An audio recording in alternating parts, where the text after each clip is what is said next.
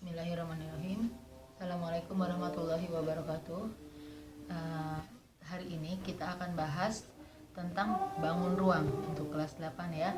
Bangun ruang itu ada dua macam, bangun ruang sisi lengkung dan sisi datar. Diawali dengan bangun ruang sisi datar. Nah, secara umum bangun ruang sisi datar itu adalah prisma dan limas. Yang masuk kategori prisma itu ketika bangun ruang itu alas dan tutupnya memiliki bentuk dan ukuran yang sama. Itu prisma. Nanti kalau limas kan dia mengerucut ya. Nah, prisma itu ada yang khusus dari prisma adalah kubus dan balok. Ini yang akan kita bahas duluan. Yang pertama kubus. Kubus itu mungkin benda yang tidak asing buat kita semua. Dia bangun ruang, dia memiliki 6 sisi. 6 sisinya itu sama semua bentuk dan ukurannya, dan dia merupakan persegi. Semua 6 sisi yang merupakan persegi. Jadi A B C D contohnya ini ya, ini dia persegi dengan ukuran yang sama dengan B C F G dan seterusnya. Ini 6-nya sama semua. Kemudian dia memiliki berapa titik sudut? Ada 8 titik sudut. A, B, C, D ini yang sudah dikasih nama ya. Rusuk itu yang disebut rusuk itu di sini panjang sisi ini. Sisinya nih panjang sisi A, B ini 1, 2, 3, 4.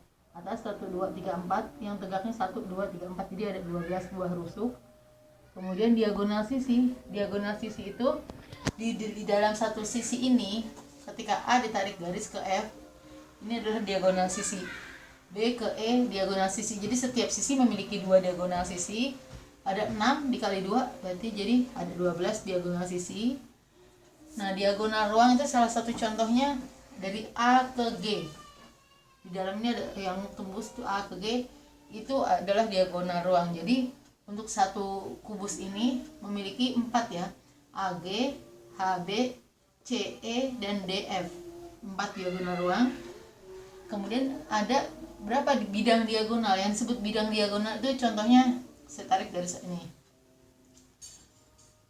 Ada BD, HF. Jadi diagonalnya yang berupa bidang. Gitu. Jadi BDHF ini 1. Nanti bisa lagi ACGE 2. Kemudian AD GF. Nah, itu ada 6 buah bidang diagonal. Nah, setiap bidang diagonalnya itu bentuknya sudah bukan persegi lagi ya. Dia merupakan persegi panjang. Nah, itu bidang diagonalnya. Kalau ini yang saya bentangkan ini adalah jaring-jaring kubus. Dia ada beberapa bentuk yang beberapa model jaring-jaring kubus, kurang lebih 6. Ini saya ambilkan salah satu contohnya aja.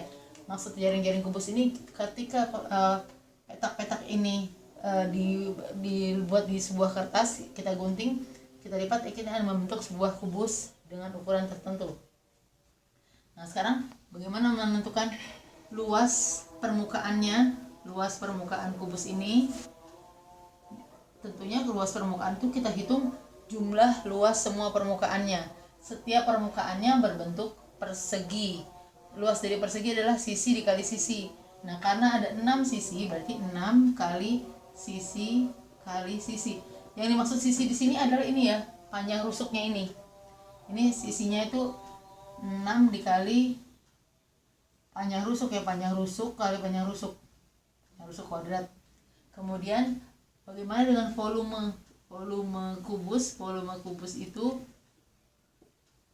sisi dikali sisi dikali sisi. Berarti sisi kali sisi. Yang dimaksud sisi tadi yang seperti saya sebutkan tadi, panjang rusuknya.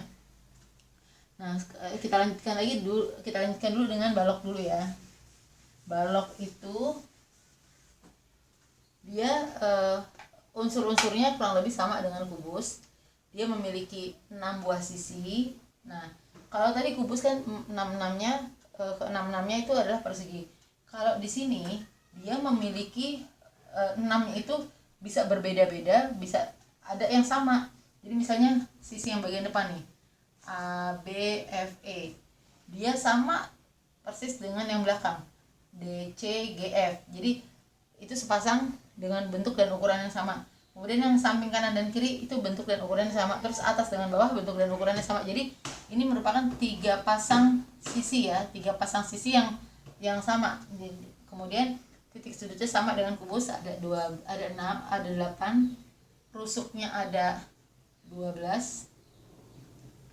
Diagonal sisi juga sama, AF, BE ada 12. Diagonalnya ruangnya sama 12 juga, dan bidang diagonalnya ada 6. Diagonal ruang kok 12, ada 6 bidang diagonal, dan ini bidang diagonalnya tentunya juga berupa persegi panjang. Luas permukaan balok ya. Balok itu kita boleh sebutkan yang panjang dari A ke B ini sebagai P atau panjang, B ke C itu lebar, C ke G itu tinggi. Jadi yang ukuran P dikali L ada 2 kan, atas dan bawah, 2 dikali P kali L, tambah LT nya kanan kiri berarti 2 kali L kali T, tambah depan belakang tuh P kali T ya, 2 kali P kali T. Ini boleh kita gabungkan, ini 2 kali PL plus LT plus PT. Ini dengan kondisi baloknya lengkap, semua permukaannya ada. Kalau ada salah satu yang kosong atau dibolong-bolongkan, tentunya harus disesuaikan juga ininya. Volume baloknya panjang dikali lebar kali tinggi. Oke, saya akan kasih contoh latihannya satu aja ya. Latihan untuk yang kubus. Misal panjang rusuk kubus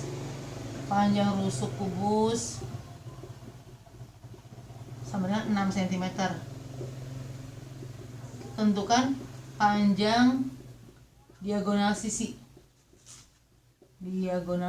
dulu deh, diagonal sisi yang, nah misalnya gini, berarti saya ambil satu perseginya aja ya, ini 6 cm, ini 6 cm, panjang diagonal sisi tentunya di sini. Nah kita cari ininya nih, apa ya, diagonalnya D gini, D kuadrat sama dengan akar dari 6 kuadrat tambah 6 kuadrat, 36 tambah 36, berarti D akar dari 2 kali 36, 6 akar 2 cm. Ini contohnya. Kemudian kalau kita mau cari diagonal ruangnya juga bisa. Ini nih misalnya dari sini ke sini nih ya. Tadi kan diagonal sisinya ini nih. Ini 6 di sini. Kalau yang kedua misalnya menentukan lagi panjang diagonal ruangnya, diagonal ruang. Ini kita menggunakan aplikasi dari Pythagoras.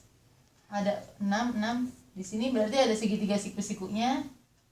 Yang bagian atas adalah 6 akar 2. Tadi yang kita cari tadi diagonal sisi tingginya 6. Ini berapa? T-nya. T sama dengan akar dari 6 kuadrat ditambah 6 akar 2 dikuadratkan. Akar dari 36 tambah 36 kali 2. Akar dari 36 dikali 3, 6 akar 3 cm. Oke, ini contoh soal untuk yang kubus. Sekarang kalau yang balok kita ini aja, kalau diketahui balok dengan panjangnya dapat 6 cm, lebarnya 5 cm, tingginya 4 cm aja deh. Nah, hitunglah luas permukaannya berapa dan volumenya ya.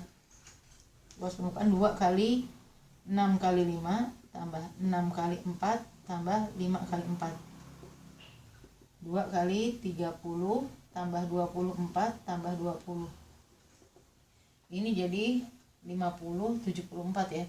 2 dikali 74, 148 cm luasnya persegi.